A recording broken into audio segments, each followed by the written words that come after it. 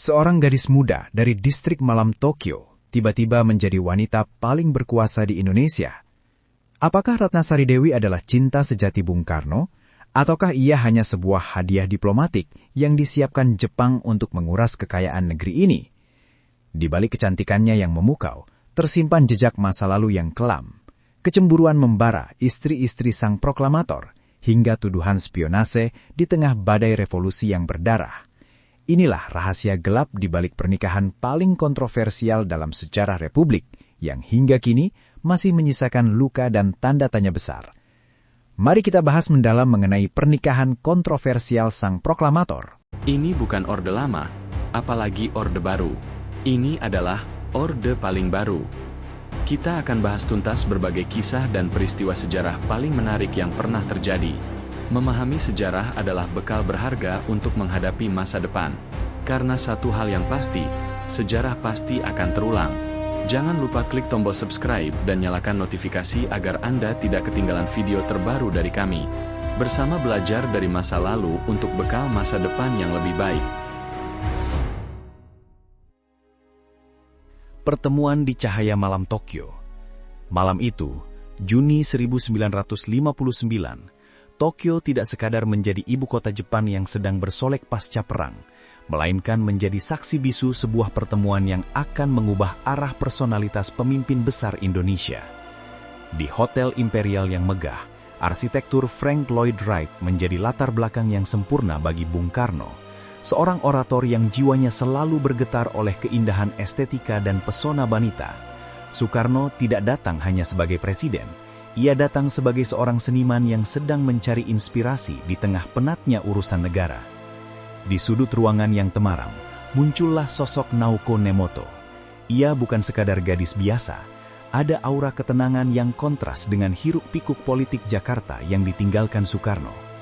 Naoko saat itu baru berusia 19 tahun, mekar seperti bunga sakura di awal musim, dengan tatapan mata yang mampu meruntuhkan benteng pertahanan seorang pria yang dikenal sebagai singa podium.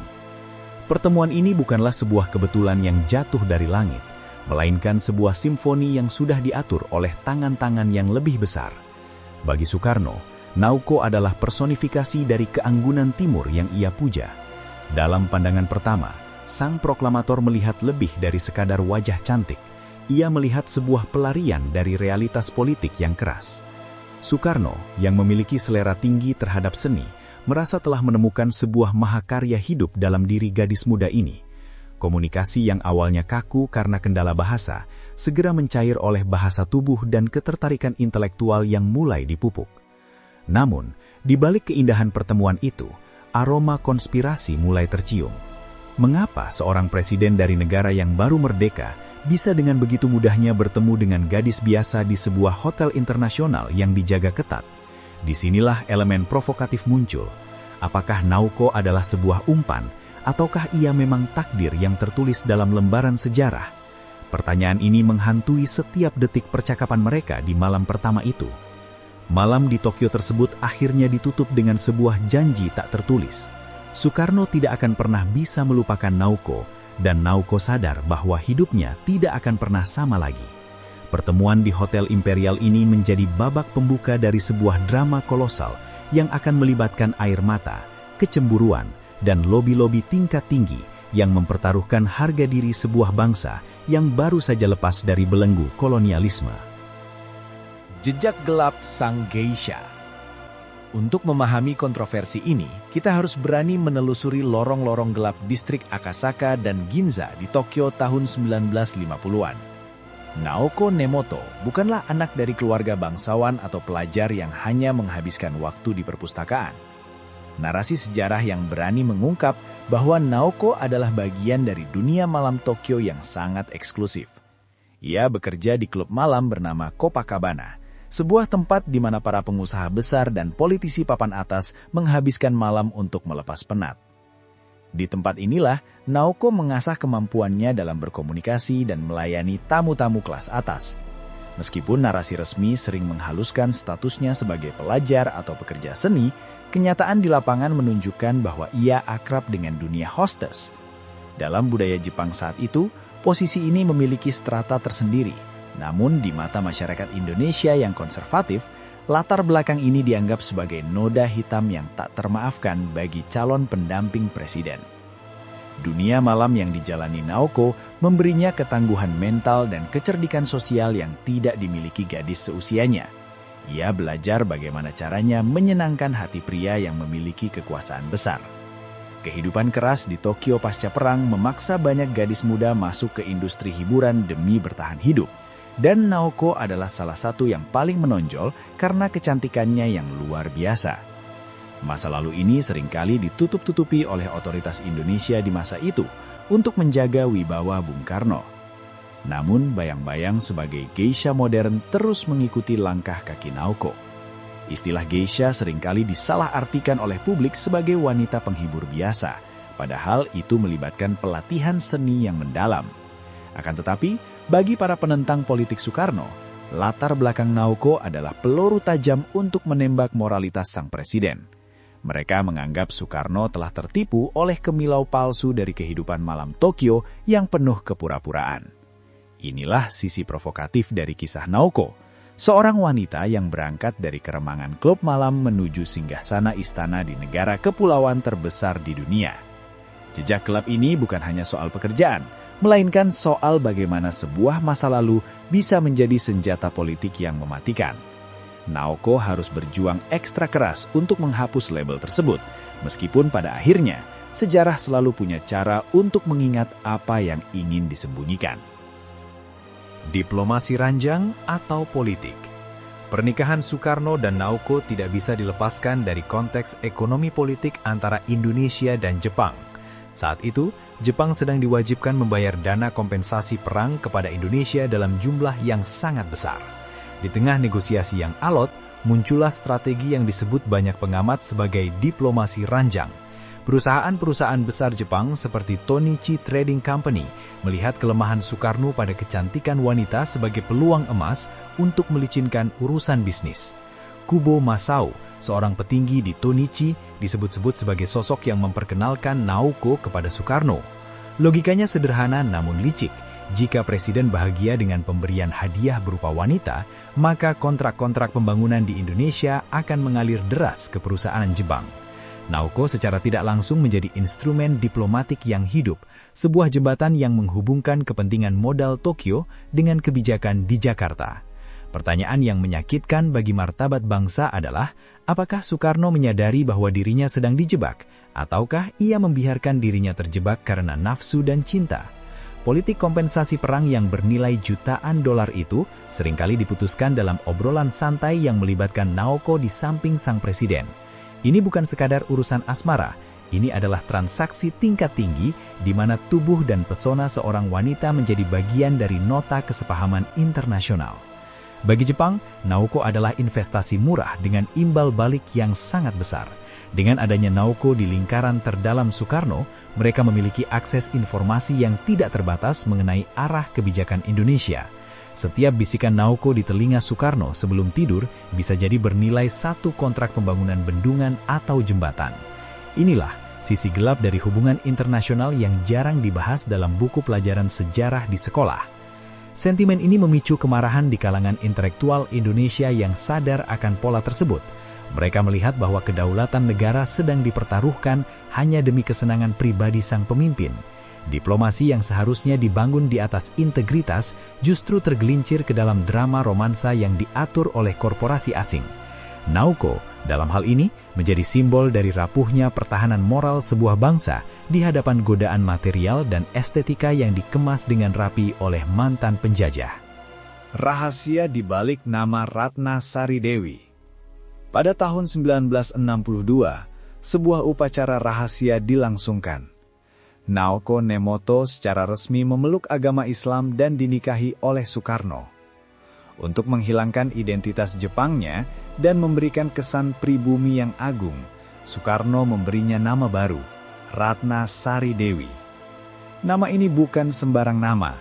Ia mengandung makna filosofis sebagai inti permata dari Dewi yang suci. Soekarno ingin menunjukkan bahwa wanita ini telah lahir baru dan layak bersanding dengan pemimpin besar revolusi. Pernikahan ini dilakukan secara siri dan disembunyikan dari publik selama beberapa waktu. Soekarno sangat menyadari bahwa menikahi wanita Jepang di tengah situasi ekonomi Indonesia yang sulit adalah langkah yang sangat tidak populer. Namun, obsesi Soekarno terhadap Dewi tidak terbendung. Ia bahkan menulis surat wasiat yang menyatakan bahwa jika ia mati, ia ingin dikuburkan dalam satu liang lahat dengan Dewi. Sebuah pernyataan cinta yang ekstrim sekaligus provokatif bagi istri-istri lainnya. Proses Indonesiasasi Naoko menjadi Ratna Sari Dewi dilakukan dengan sangat sistematis. Ia mulai belajar memakai kebaya, mempelajari tarian tradisional, dan berusaha keras memahami etiket keraton. Namun, bagi masyarakat yang jeli, transformasi ini dianggap sebagai sandiwara politik. Bagaimana mungkin seorang gadis dari Tokyo bisa tiba-tiba menjadi representasi wanita Indonesia yang santun dan religius? Keraguan ini terus menyelimuti status Dewi di istana. Soekarno tampak ingin membuktikan kepada dunia bahwa cintanya pada Dewi adalah murni, bukan sekedar pelampiasan nafsu. Ia membawa Dewi ke acara-acara kenegaraan dengan bangga, meskipun seringkali memicu bisik-bisik negatif di belakang punggungnya. Nama Ratna Sari Dewi menjadi merek baru bagi kehadiran Jepang di Indonesia. Ia bukan lagi Naoko yang bekerja di klub. Ia adalah Ibu Dewi yang memiliki akses langsung ke jantung kekuasaan tertinggi di Republik ini. Namun, di balik keindahan nama itu, ada beban yang sangat berat.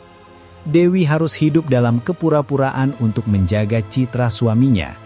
Ia harus menekan identitas aslinya demi diterima oleh rakyat yang masih menyimpan trauma terhadap pendudukan Jepang. Nama baru itu menjadi topeng yang indah sekaligus penjara bagi jiwa aslinya.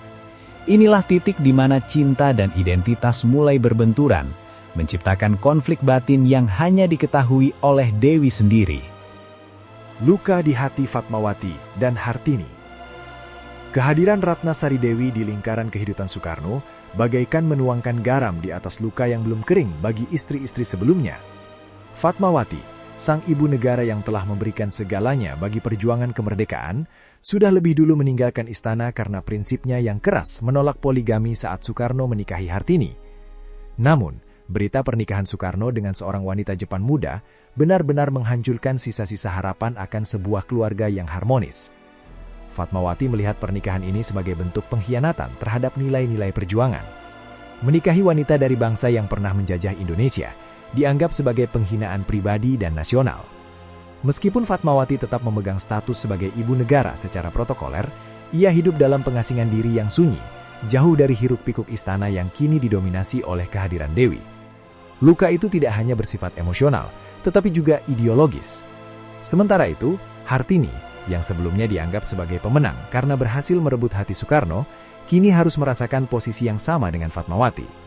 Hartini yang setia menemani Soekarno di Istana Bogor, mulai tersisih oleh pesona Dewi yang lebih glamor dan lebih muda. Persaingan antar istri ini menciptakan faksi-faksi di dalam istana. Para pengawal dan pelayan istana seringkali bingung harus menunjukkan loyalitas kepada siapa, karena setiap istri memiliki pengaruh yang berbeda-beda. Ratna Sari Dewi, dengan segala kemewahan dan perhatian yang ia terima, menjadi sasaran kecemburuan yang mendalam. Ia dianggap sebagai penyusup yang menghancurkan tatanan domestik pemimpin bangsa. Para istri Soekarno lainnya merasa bahwa Dewi mendapatkan keistimewaan yang tidak adil, mulai dari pembangunan rumah mewah hingga perjalanan ke luar negeri yang dibiayai negara. Ketegangan ini bukan lagi rahasia umum. Publik mulai melihat bahwa kehidupan pribadi presiden adalah sebuah kekacauan yang terorganisir. Provokasi ini semakin tajam ketika Soekarno tampak lebih banyak menghabiskan waktu di Wisma Yaso bersama Dewi daripada dengan anak-anaknya dari Fatmawati atau Hartini. Luka hati para istri ini menjadi cerminan dari kegelisahan masyarakat luas. Jika seorang pemimpin tidak mampu memimpin keluarganya dengan adil, bagaimana ia bisa memimpin bangsa yang begitu besar? Kehadiran Dewi benar-benar menjadi ujian moral yang paling berat bagi konsistensi seorang Soekarno sebagai pemimpin revolusi. Amuk massa dan sentimen anti-Jepang. Respons rakyat Indonesia terhadap pernikahan Soekarno dengan Dewi jauh dari kata ramah. Pada awal 1960-an, ingatan akan kekejaman tentara Jepang selama 3,5 tahun penjajahan masih sangat segar di ingatan kolektif bangsa. kerja paksa Romusha, kelaparan, dan penderitaan fisik masih menyisakan trauma mendalam. Maka, ketika presiden mereka menikahi seorang wanita Jepang, hal itu dirasakan seperti sebuah tamparan keras di wajah para pejuang kemerdekaan. Mahasiswa dan kelompok aktivis mulai menyuarakan kritik pedas. Mereka merasa Soekarno telah kehilangan kompas moralnya.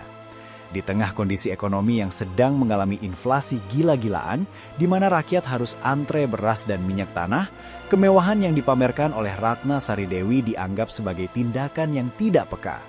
Slogan-slogan anti-Jepang kembali muncul di jalanan. Kali ini bukan ditujukan pada tentara, melainkan pada istri baru sang presiden. Media massa di luar negeri pun mulai menggoreng isu ini, yang kemudian merembes ke dalam negeri melalui jalur-jalur informasi bawah tanah. Rakyat bertanya-tanya, apa yang dilakukan Dewi untuk bangsa ini selain menghabiskan anggaran negara untuk koleksi perhiasannya? Kebencian ini bersifat organik dan luas. Dewi dipandang sebagai simbol dari pengaruh asing yang mencoba mengontrol Indonesia melalui jalur pintu belakang atau ranjang kekuasaan. Setiap kali Dewi muncul di publik, ada ketegangan yang bisa dirasakan di udara. Ia tidak pernah benar-benar diterima sebagai ibu negara oleh rakyat banyak. Di mata mereka, Dewi tetaplah Naoko, gadis Jepang yang beruntung bisa memikat seorang pria tua yang sedang berkuasa. Sentimen ini menjadi bensin bagi gerakan oposisi yang ingin menggulingkan Soekarno. Isu Dewi digunakan untuk mendelegitimasi posisi Soekarno sebagai penyambung lidah rakyat. Inilah ironi yang menyakitkan. Soekarno yang selalu meneriakan ganyang nekolim, neokolonialisme dan imperialisme, justru dituduh memelihara simbol imperialisme di dalam rumah tangganya sendiri. Protes masa ini menunjukkan bahwa cinta pribadi seorang pemimpin tidak pernah benar-benar menjadi urusan pribadi, ketika hal itu bersinggungan dengan sejarah kelam dan penderitaan bangsa. Dewi Soekarno menjadi salah satu tokoh yang paling banyak dibenci dalam sejarah sosial Indonesia pada masa itu. Kekuasaan di Wisma Yaso. Untuk memberikan tempat yang layak bagi istri kesayangannya, Soekarno membangunkan sebuah istana pribadi yang sangat mewah di kawasan Jakarta Selatan, yang diberi nama Wisma Yaso. Rumah ini bukan sekedar tempat tinggal. Wisma Yaso menjadi pusat gravitasi baru dalam perpolitikan Indonesia. Disinilah Ratna Sari Dewi memerintah sebagai ratu tanpa mahkota. Nama Yaso sendiri diambil dari nama adik laki-laki Dewi di Jepang yang melakukan bunuh diri, sebuah sentuhan personal yang sangat dalam bagi Dewi. Wisma Yaso segera menjadi tempat paling eksklusif di Jakarta. Para pengusaha Jepang, diplomat asing, hingga pejabat tinggi militer harus melewati sensor di Wisma Yaso jika ingin mendapatkan perhatian khusus dari Bung Karno. Dewi bukan lagi sekedar istri yang diam. Ia mulai terlibat aktif dalam memberikan rekomendasi bisnis. Banyak lisensi impor dan proyek infrastruktur besar yang dibicarakan secara informal di ruang tamu Wisma Yaso, sebelum akhirnya ditandatangani di Istana Negara. Pengaruh Dewi di Wisma Yaso menciptakan semacam pemerintahan bayangan. Ia dikenal sebagai sosok yang cerdas dan mampu memahami kompleksitas bisnis. Namun, keterlibatannya dalam urusan ekonomi ini memicu tuduhan korupsi dan nepotisme yang sangat kuat. Orang-orang mulai menyebut bahwa untuk mendapatkan proyek di Indonesia, seseorang harus menyuap hati Dewi terlebih dahulu. Wisma Yaso menjadi simbol kemewahan di atas penderitaan rakyat yang sedang berjuang melawan pendemiskinan. Gaya hidup Dewi yang kebarat-baratan di dalam Wisma Yaso juga menjadi bahan pembicaraan. Ia sering mengadakan pesta-pesta kecil yang dihadiri oleh kalangan elit, jauh dari jangkauan rakyat jelata. Di tempat inilah Soekarno merasa bisa menjadi dirinya sendiri, lepas dari beban protokol kenegaraan yang kaku. Namun bagi publik, Wisma Yaso adalah menara gading yang menjadi bukti betapa jauhnya jarak antara pemimpin dengan rakyatnya yang sedang kelaparan. Kekuasaan Dewi di Wisma Yaso akhirnya menjadi bumerang. Ketika kekuatan militer di bawah Soeharto mulai menguat, Wisma Yaso menjadi target pengawasan ketat. Tempat yang dulunya menjadi pusat kemewahan itu perlahan berubah menjadi penjara emas bagi Soekarno di kemudian hari. Sejarah mencatat Wisma Yaso sebagai monumen cinta Soekarno yang agung. Namun bagi para pengamat politik, itu adalah pusat lobi asing yang merusak integritas kedaulatan ekonomi Indonesia. sang perantara di tengah badai G30S. Ketika peristiwa G30S meletus pada tahun 1965, fondasi kekuasaan Soekarno mulai runtuh. Di tengah kekacauan dan ketidakpastian tersebut, Ratna Sari Dewi mengambil peran yang sangat berisiko. Ia menjadi kurir politik antara Soekarno dengan berbagai pihak, termasuk pihak militer dan perwakilan asing. Dewi menyadari bahwa posisi suaminya sedang di ujung tanduk, dan ia mencoba menggunakan kecerdikannya untuk menyelamatkan situasi sebelum semuanya terlambat. Dewi secara rahasia melakukan pertemuan dengan Letnan Jenderal Soeharto, tokoh yang sedang naik daun dan menjadi ancaman bagi kekuasaan Soekarno. Dalam catatan sejarah, Dewi mencoba menawarkan semacam rekonsiliasi atau kesepakatan agar Soekarno tetap dihormati sebagai presiden meskipun kekuasaannya dipreteli. Langkah Dewi ini menunjukkan bahwa ia memiliki nyali politik yang luar biasa, berani bermain di antara dua gajah yang sedang bertarung demi keselamatan dirinya dan suaminya. Namun, lobi-lobi Dewi dianggap oleh banyak pihak sebagai tindakan yang terlalu ikut campur dalam urusan keamanan nasional. Sebagian loyalis Soekarno merasa Dewi justru membahayakan posisi presiden dengan membuka komunikasi terlalu dalam dengan Soeharto. Di sisi lain, kelompok anti-Soekarno melihat Dewi sebagai mata-mata Jepang yang mencoba mengamankan kepentingan bisnis negaranya di tengah transisi kekuasaan yang berdarah. Perannya sangat ambigu dan penuh intrik. Selama masa transisi yang gelap itu, Dewi sering melakukan perjalanan ke luar negeri yang diklaim sebagai upaya diplomasi untuk mencari dukungan internasional bagi Soekarno. Akan tetapi, di dalam negeri, rakyat mulai melihat bahwa Soekarno semakin lemah dan Dewi adalah satu-satunya orang yang masih memiliki akses langsung kepadanya. Dewi menjadi satu-satunya sumber informasi bagi Soekarno yang mulai diisolasi oleh pihak militer di bawah komando Soeharto. Tragisnya, peran Dewi sebagai perantara tidak membuahkan hasil yang diharapkan. Kekuasaan Soekarno tetap tergerus habis. Disinilah muncul sisi provokatif lainnya. Apakah Dewi benar-benar berjuang untuk Soekarno, atau ia sedang melakukan negosiasi untuk keselamatannya sendiri di masa depan? Ketika tekanan militer semakin kuat, Dewi mulai melihat bahwa kapal yang ia tumpangi sedang tenggelam, dan ia harus segera menyiapkan sekoci untuk dirinya sendiri. Pelarian dan pengasingan sang permata. Pada tahun 1967, ketika Soekarno secara de facto sudah kehilangan kekuasaannya dan menjadi tahanan rumah, Ratna Sari Dewi mengambil keputusan yang mengejutkan banyak pihak. Ia meninggalkan Indonesia. Dengan alasan untuk melahirkan putrinya, Kartika Sari Dewi, ia terbang menuju Paris. Kepergian Dewi di saat Soekarno sedang berada dalam titik terendah hidupnya, sakit-sakitan, kesepian, dan dihina oleh lawan politiknya, dianggap oleh banyak orang sebagai tindakan meninggalkan suami di tengah badai. Di Paris, kehidupan Dewi berbanding terbalik dengan nasib Soekarno yang merana di Jakarta. Dewi kembali masuk ke lingkaran jet set internasional. Ia terlihat di pesta-pesta mewah di Eropa, bergaul dengan para bangsawan dan selebriti dunia. Foto-fotonya yang glamor di majalah-majalah barat menjadi kontras yang menyakitkan dengan foto-foto Soekarno yang terlihat tua, bengkak karena penyakit ginjal, dan tidak mendapatkan perawatan medis yang layak di Wisma Yaso. Banyak loyalis Soekarno merasa sangat kecewa dengan sikap Dewi. Mereka menganggap Dewi hanya mencintai Soekarno saat berada di puncak kekuasaan, namun segera pergi saat kejayaan itu sirna. Meskipun Dewi mengklaim bahwa ia pergi demi keamanan putrinya dan untuk terus menyuarakan nasib Soekarno di forum internasional, kenyataannya ia tampak sangat menikmati kehidupan barunya sebagai sosialita dunia di Paris, pusat mode dan kemewahan. Soekarno sendiri dalam isolasinya dikabarkan terus merindukan Dewi dan putrinya. Namun izin untuk Dewi kembali ke Indonesia dipersulit oleh rezim Orde Baru.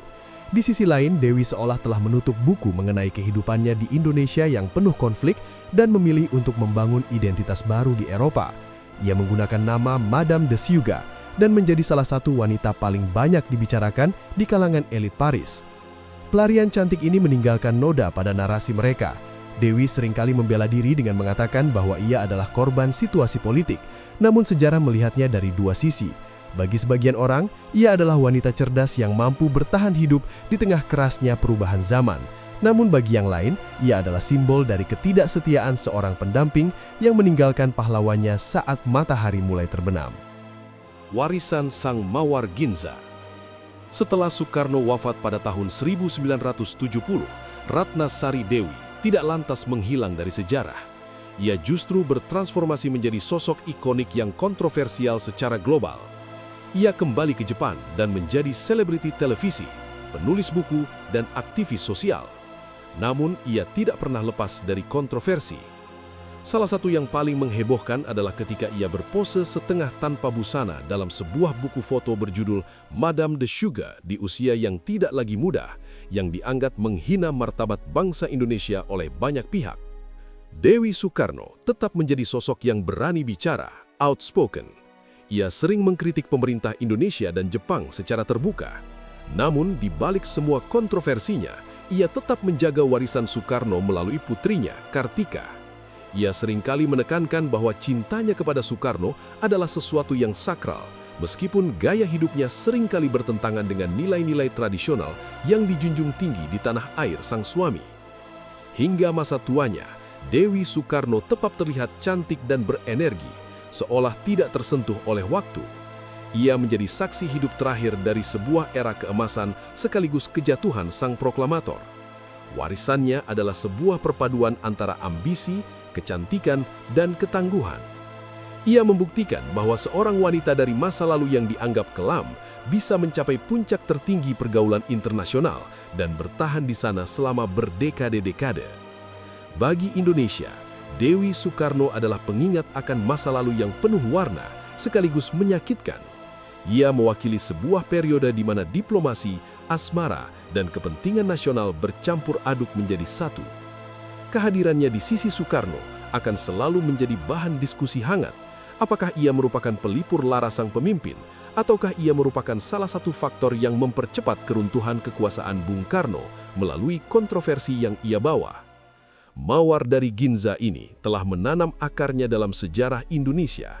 Ia bukan sekedar catatan kaki, ia adalah bab yang panjang dan berliku. Kisahnya mengajarkan kita bahwa di balik setiap pemimpin besar selalu ada sosok wanita yang memiliki kekuatan untuk membangun sekaligus menghancurkan citra sang pemimpin tersebut. Ratna Sari Dewi akan tetap menjadi mawar Ginza yang berduri, cantik untuk dipandang namun meninggalkan luka jika disentuh terlalu dalam. Kisah cinta antara Soekarno dan Naoko Nemoto atau Ratna Sari Dewi bukan sekedar drama romansa biasa, melainkan sebuah cermin besar bagi bangsa Indonesia. Dari seluruh perjalanan ini, kita belajar bahwa seorang pemimpin besar tetaplah manusia yang memiliki titik lemah. Bagi Soekarno, titik lemah itu adalah keindahan yang ia temukan dalam diri wanita. Namun, ketika titik lemah pribadi itu bersinggungan dengan kepentingan nasional dan modal asing, harganya menjadi sangat mahal bagi rakyat. Kontroversi Dewi Soekarno mengajarkan kita tentang bagaimana identitas bisa dikonstruksi demi kepentingan politik. Dari Naoko yang misterius menjadi Ratna Sari Dewi yang agung, kita melihat betapa cairnya sebuah jati diri di tangan kekuasaan. Namun, rakyat tidak pernah benar-benar bisa dibohongi oleh nama atau gelar baru. Ingatan kolektif akan penderitaan masa lalu, penjajahan Jepang, ternyata jauh lebih kuat daripada propaganda kecantikan yang dibangun oleh istana. Selain itu, peran Dewi dalam lobi-lobi bisnis dan politik menunjukkan bahwa pengaruh di balik layar seringkali lebih menentukan daripada kebijakan resmi di atas meja. Ini adalah pelajaran penting tentang transparansi kekuasaan. Kehidupan Dewi di Wisma Yaso adalah peringatan bagi kita semua bahwa kedekatan personal dengan penguasa bisa menjadi celah bagi masuknya kepentingan asing yang mungkin tidak selalu sejalan dengan cita-cita kemerdekaan bangsa. Pada akhirnya, Ratna Sari Dewi adalah sosok yang kompleks, tidak sepenuhnya hitam, namun juga tidak sepenuhnya putih. Ia adalah produk dari zamannya, seorang penyintas yang menggunakan kecantikan dan kecerdasannya untuk naik kelas di tengah dunia yang didominasi pria. Kita boleh saja mengkritik masa lalu atau pilihannya, namun kita tidak bisa mengabaikan fakta bahwa ia adalah bagian integral dari sejarah yang telah membentuk wajah Indonesia di mata dunia pada masa itu. Sejarah bukan hanya soal angka dan fakta kering, tapi soal rasa, harga diri, dan konsekuensi dari sebuah pilihan. Kisah ini meninggalkan pesan abadi bagi para pemimpin di masa depan, bahwa integritas pribadi dan keteguhan moral adalah benteng terakhir yang menjaga martabat sebuah negara. Tanpa itu, sekuat apapun seorang pemimpin, ia bisa tergelincir oleh pesona sesaat yang meninggalkan jejak luka mendalam bagi bangsa yang ia pimpin. Itulah kisah panjang penuh intrik dari sang Mawar Ginza yang mengguncang sejarah Indonesia. Bagaimana menurut pendapat Anda?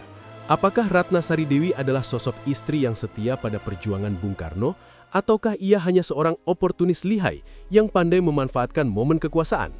Tuliskan pemikiran dan perspektif Anda di kolom komentar di bawah ini, karena diskusi sejarah yang sehat selalu bermula dari sudut pandang yang beragam. Jangan lewatkan juga pembahasan kami yang tidak kalah provokatif mengenai istri Soekarno lainnya, yaitu Hartini.